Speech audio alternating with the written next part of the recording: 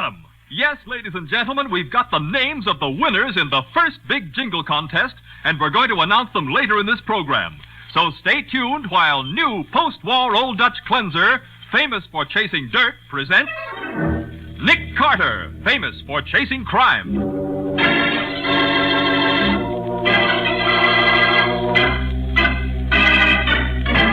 Every week at this time, two great names are joined as new post-war Old Dutch cleanser brings you one of the most resourceful and daring characters in all detective fiction, Nick Carter, Master Detective.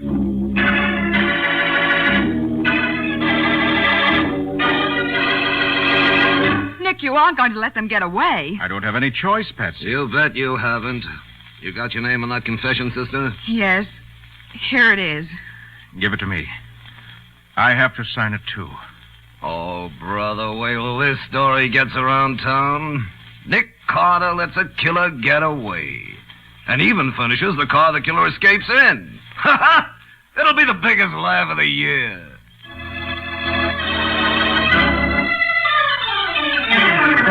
And now, the case of the absent clue. Today's adventure starring Lon Clark as Nick Carter. As a good businessman, Jeff Greeley never overlooks the chance to put his merchandise in a new and promising location. The merchandise in this case is little slips of paper with numbers on them. They sell for whatever you want to pay, from a nickel on up. And the new location Jeff has in mind is a small suburban candy store owned by Paul Elliott and his wife Ruth. Right now, Jeff is giving the Elliots a sales talk. Your cut ought to double the profits on this joint, Mr. Elliott. You'll get a big play from the kids at that school down the street. Listen, the numbers game is a racket.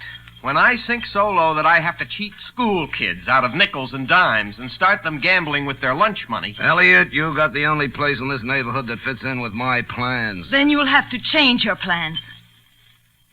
There was another guy that didn't want to cooperate. Somebody busted all his plate glass windows one night. You can't scare me. The other guy wasn't scared either. It wasn't until after a couple of guys slugged him that he decided to play ball with us. Paul, phone for the police. Don't bother, Elliott. I'm going. I'll call around again in a couple of days. Maybe you'll change your mind.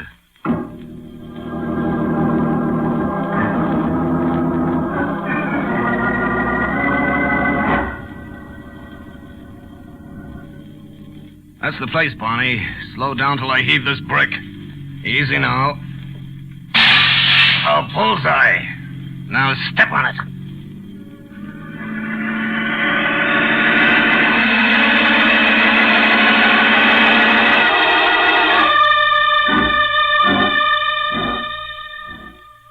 Anything interesting in the mail, Nick? No, not so far, Patsy. Say, what have you got there? A new fountain pen? Oh, no. It's one of those tear gas guns that looks like a fountain pen. Sergeant Matheson gave it to me. Oh, he did? Uh-huh. Yeah, it was nice of him, wasn't it? Yeah, sort of handy to have in your purse, don't you think? Sort of dangerous, if you ask me. Tear gas is nothing to fool with. Oh, Nick. Well, what do you know? What is it? This letter. It's from a fellow I haven't heard of since we were kids, Paul Elliott. Oh, I thought it was a case. And maybe. You know who Jeff Greeley is? Small-time racketeer, isn't he? Yeah. He's running a numbers game in the suburbs now. Oh? And a crooked one at that. Hmm. He's trying to strong-arm Paul into peddling the number slips for him. Strong-arm him? How? Well, Paul and his wife have a small confectionery store out in Beechwood. Yeah? The front window's been smashed twice, and Greeley's warned him that next time it'll be a lot more serious unless Paul gives in. Well, can't the police do anything? Not without proof. And Greeley's too smart to let him get anything on him. Hmm. You know, I think I'll drive out there this evening and talk it over with Paul. Oh, you can't go tonight, Nick. Oh, why not? Because tonight's the annual banquet of the Downtown Boys Club, and you're the guest of honor. Oh, yeah, that's right. Well, I'll go afterwards then. And I want to put this off, Betsy. No telling when Greeley will pay Paul another visit.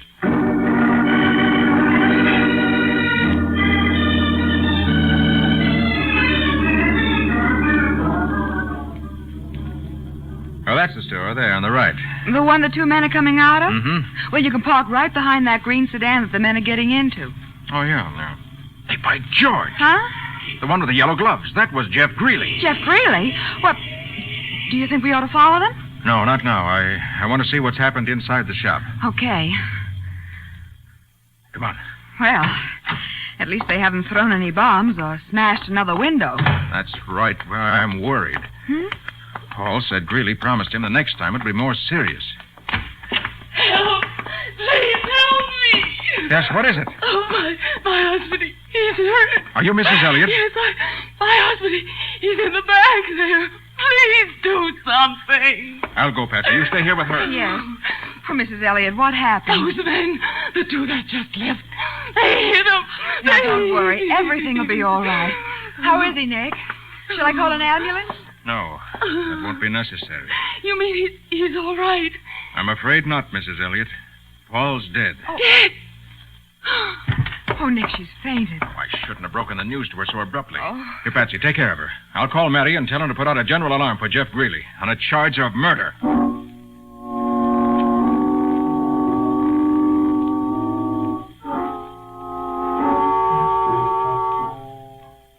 All right, the police will be here in a few minutes, Patsy. How is she? Still unconscious, Nick. I just dipped my handkerchief in cold water at the soda fountain. I'll wipe her face with it. You got it smeared with makeup. Oh, no, I won't. She isn't wearing any.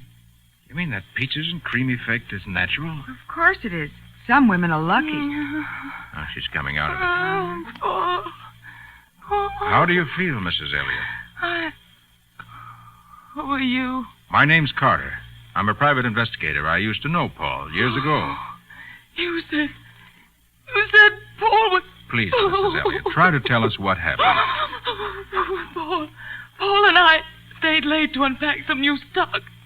He was opening the crates in the back room, and I was in the storeroom when Jeff Greeley and that other man came in. How long ago was that? Oh, it was only a few minutes ago. I heard Paul quarreling with him and the sound of a fight, and then... Yes? I came out of the storeroom just in time to see Greeley. The one who was wearing yellow gloves? Yes, that's him. He picked up the crowbar Paul had been using to open the crate, and he hit him with it. Did they see you? No, I don't think so. When Paul fell, they ran out the front way. Yes, we saw them leave as we drove up. Now he's dead. Oh, Try to control yourself, Mrs. Elliott, please. I used to nag him because he didn't make more money, but it was only because I loved him and wanted to be proud of him. Of course it was. And now it's too late. Mrs. Elliott, if you can identify Paul's killers... I can. I saw them kill him, and I'll never rest until those men are in the electric chair.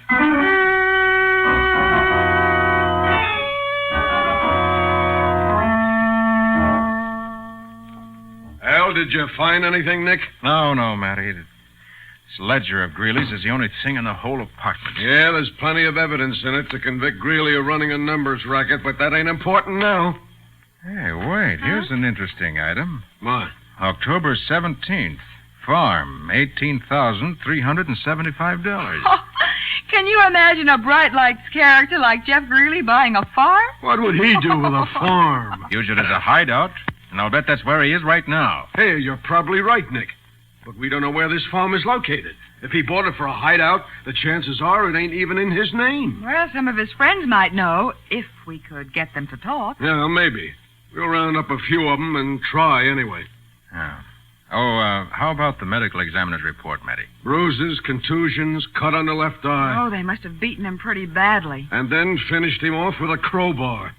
Oh, it's going to be a pleasure to get my hands on those guys. I don't suppose there were any fingerprints on the crowbar, Sergeant. Huh? No, Patsy, not a single one. What? Well, why should there be, Nick? Greeley was wearing gloves. That's right. Greeley was wearing yellow gloves. Well, now, look, we don't need a fingerprint. Mrs. Elliott's testimony will be enough to convict those two rats. Yeah, but if anything happened to her, you wouldn't have any case at all against Greeley. Nothing is going to happen, Patsy. We got her in a downtown hotel under an assumed name. Where? She's registered at the Kemble Arms on East 49th Street under the name of Mrs. Anna Davis.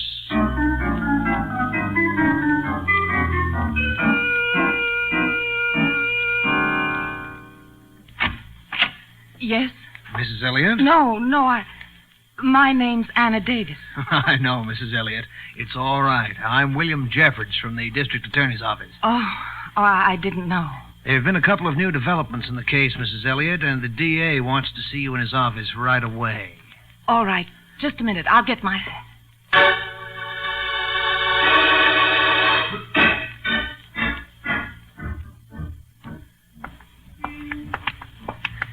This is the car, Mrs. Elliott. Here, I'll open the door. Thank you. That man at the wheel. That's Jeff Greeley. Get in there. Nice work, Eddie. Now, you keep her quiet back there. I got some driving to do.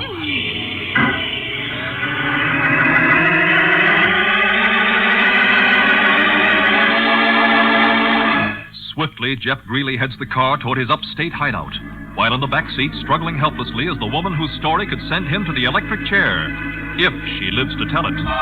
We'll see what happens next in just a moment.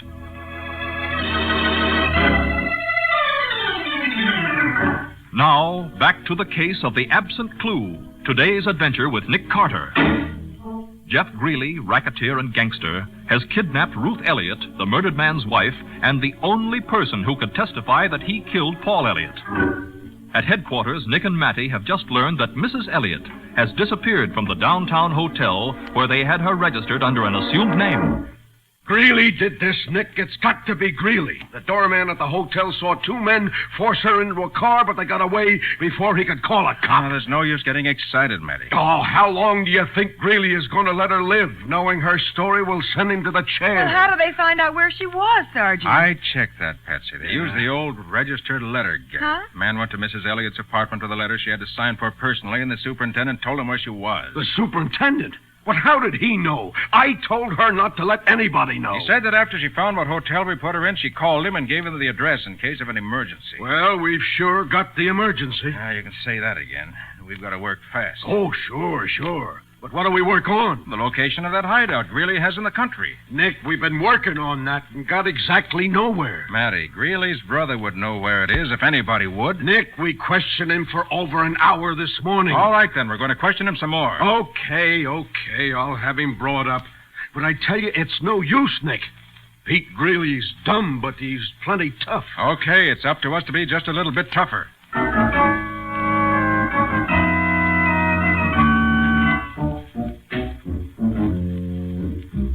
Will you guys lay off of me? I tell you, I don't know nothing. Don't give me that, Pete. Your brother Jeff bought a farm last October, and you know it. Listen, you lame-brained stumblebum. I'm going to make you tell me where that farm is if it takes me from now until Christmas. I tell you, I never heard of no farm. Hey, wait, Matty. Just had an idea. Yeah? We can find where that farm is by consulting the state registrar of deeds. Well, how will that help if he bought it under a different name? Well, we know the farm was bought on October 17th and that he paid $18,375 for it. So what? So we checked the records. It's not likely that more than one farm changed hands for that exact price on that particular day. Hey, Nick, you got something there. Yeah, Matty, we'll have the exact location of that farm inside of 4 hours. Yeah. Well, what about Pete here? You can't hold me. I ain't done nothing. Why, you No, dumb... wait, Matty. You may as well let him go. Okay. But I hope you come back to see us, Pete, when you can stay for a long, long time.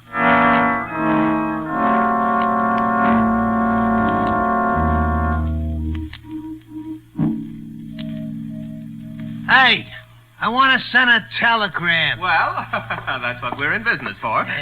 Do you have it written out? Yeah, right here. And it's got to go fast, see? Naturally. Our telegrams always... what is this first word? James, Jams. It's a guy's name. Oh, yes, of course.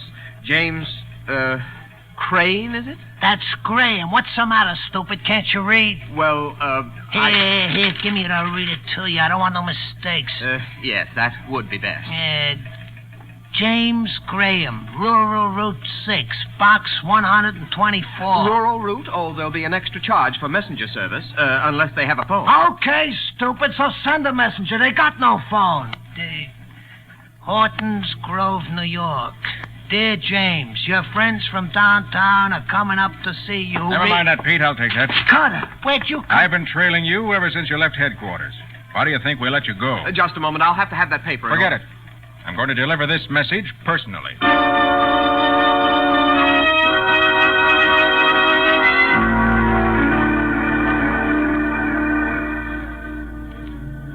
Is this the place?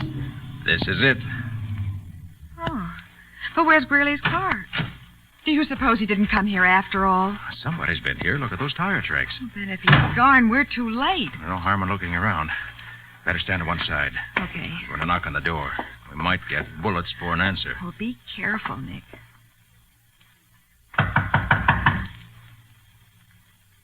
Do you hear anything? Not a sound. Is it locked? Yeah, and I'm going to break it in. Those tire tracks prove they had some reason for coming here. And it may have been to dispose of a body. Oh, Nick, I hope not. Here goes. Oh. There. Now, let's see what we can find in here. Good. But, listen. You hear that? Yes. Seems to be from this room over here. Yes. Nick, it's Mrs. Elliot, bound and gagged. And she's alive. Oh, thank heavens. You untie the gag, Patsy, while I get these ropes off her hands and feet. Right, Nick. There you are, Mrs. Elliot. Are you hurt? No, I'm all right. I heard your voices and I started pounding my heels on the floor. That's the tapping we heard. All right, now you're loose. Tell me, did Jeff Greeley bring you here? Yes, he and two other men. They said they were going to kill me. Where are they now? I heard them say something about going into town for cigarettes. Well, then we'd better hurry. We've got to get away before they come back. Yeah? What? What's your rush? Oh, Really? You can all relax now, because you're not going nowhere till I say so.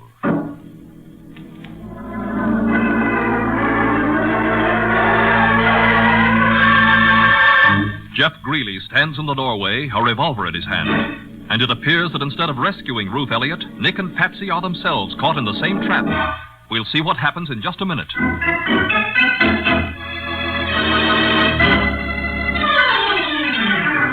Now for the conclusion of the case of the absent clue, today's adventure with Nick Carter. Nick and Patsy found Ruth Elliott bound and gagged in the deserted farmhouse where she had been taken by Jeff Greeley. But just as they were about to leave, Greeley appeared in the doorway, a revolver in his hand. You can all relax now, because you're not going nowhere. You got back from town with those cigarettes in a hurry, didn't you, Greeley? I never went.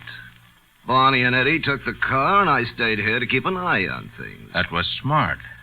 Now keep on being smart and put away that gun. I'll put it away after I make sure that you three ain't going to talk now or ever. Nobody's going to get away with framing me. Framing you? Yeah. If I fry, it won't be for something I didn't do. Well, if that's all that's worrying you, Greeley, you can put that gun back in your pocket. I know you didn't kill Paul Elliott. What's that? he did. He did. I saw him. No, Mrs. Elliott, you killed your husband. She did. It's a lie. That's why you kidnapped her, isn't it, Greeley? Why, sure, I've been trying to make her tell the truth so that I'd be cleared. I can understand that. What chance would I have in a court when it's my word against hers? You wouldn't have any chance. Unless you had a confession from her, signed and witnessed. Yeah, and that's what I've been trying to get. And I'll get it, too, or else. I won't do it. I won't. He can kill me first. I see your point, Mrs. Elliott. You'd rather be shot than go through a trial and die in the electric chair. You can't prove a thing, any of you. Look, Mrs. Elliott, how about this? If you did sign such a confession, and Patsy and I witnessed it, Greeley might be willing to let you take my car and get away. So why not? I'll hold Carter and the girl here long enough for you to get clear out of the country. No, I didn't do it. It's your only chance, Mrs. Elliott. You ain't kidding. You'd really keep him here long enough for me to get out of the country. Yeah, and I'll give you enough dough to do it with. All I want is to clear myself. Well, all right, I'll do it. Good. Now, here, I got a pencil. And she can use the paper and Patsy's notebook to write the confession now. Oh, but Nick, you're not going to let her go. Not really. Do you see any other choice? No, but... Then give her the notebook. Oh, Nick, you must be... Patsy. Oh, here. Now write as I dictate, Mrs. Elliott. Go ahead. I hereby confess that I killed my husband, Paul Elliott, and that Jeff Greeley is completely innocent. Now sign it. There. Sign your name as witness, Patsy. Well, All right. You are going to keep him here, aren't you? You bet I am, but not for your sake, sister.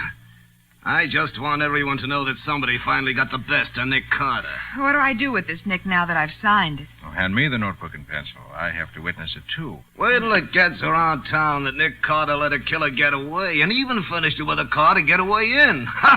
It'll be the biggest laugh of the year. Better than stopping a bullet, though. Oh, I broke the point on this pencil.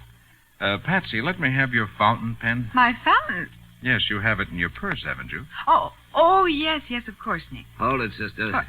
What's the matter? Just toss that purse over here, baby. I'll get that fountain pen for him. Oh, all right. Here. That's a go. I just want to make sure you didn't pull any tricks. Here's the pen, Carter. Oh, you know I wouldn't try any tricks on a smart boy like you, Jeff. Oh, there's no ink in this pen. Huh? I'm afraid I'll have to use tear gas. All right, let go of the gun, Greeley. Let go. I've got the concession list. Don't move, Mrs. Elliott. If I'd have known you are... You keep your hands up, too, Greeley. Oh, Nick, that gas. Go on, through the door, Greeley. We'll wait for the rest of your gang out where there's some fresh air.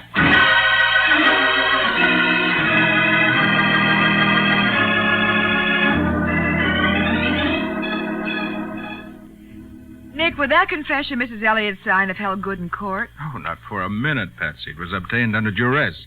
But the one she signed when we got her to headquarters will hold good anywhere, especially with the proof we have to present to a jury. And I suppose that clears Jeff Greeley completely. Clears him of the murder charge, but he still faces a sentence for extortion, assault and battery, carrying a gun, operating the numbers racket, and kidnapping. Golly. It's going to be a good many years till he'll be a free man again. How did you know he didn't kill Elliott? I didn't know.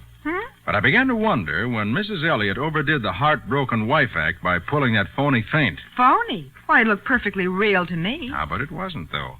When you faint, Patsy, the blood rushes from the head and you become very, very pale. Oh, so that's why you were surprised that her makeup didn't come off when I bathed her face. Mm-hmm. She still had that peaches and cream expression. But that wasn't any reason to accuse her of murder. You must have had another clue. I did.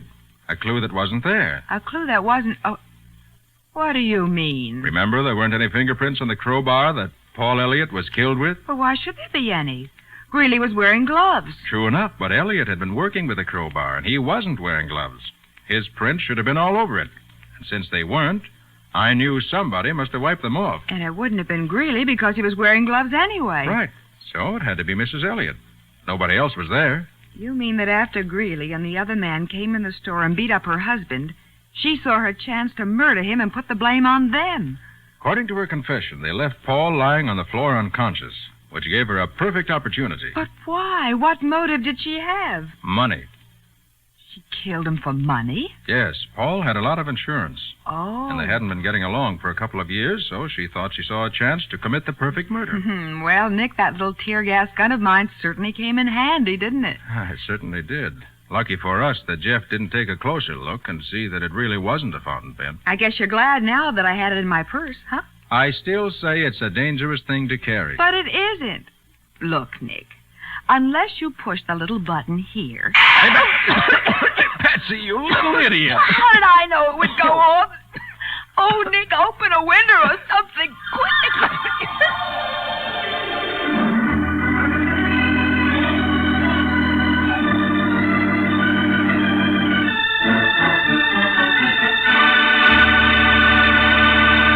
And now, the winners of the 1948 Super Deluxe Ford V8 four-door sedans in the first new post-war Old Dutch Cleanser contest, which closed February 28th. Nick, suppose you do the honors. I'll be glad to, Mike. These folks have won themselves a brand new Super Deluxe Ford V8 four-door sedan. Mrs. L.J. Allman of Route 1, Odessa, Florida. Mrs. J.J. Bartlett of 1705 Summit View Avenue, Yakima, Washington. Mrs. H.E. Brower of 16618 South Woodruff Avenue, Bellflower, California. And Mrs. M.L. Burns of 203 Wilmot Avenue, Bridgeport 7, Connecticut.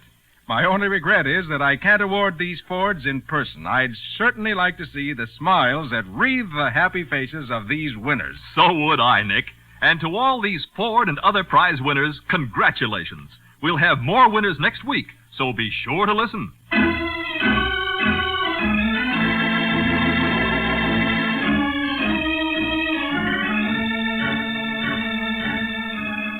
Nick Carter, Master Detective, is presented each week at this time by the Cudahy Packing Company.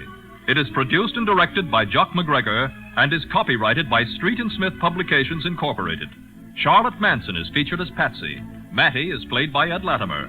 Today's script was written by Jim Parsons.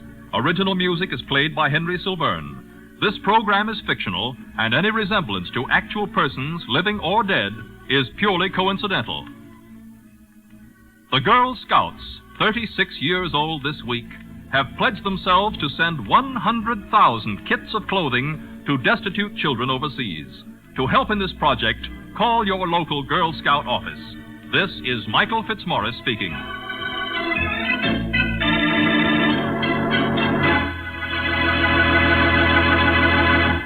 This is the Mutual Broadcasting System.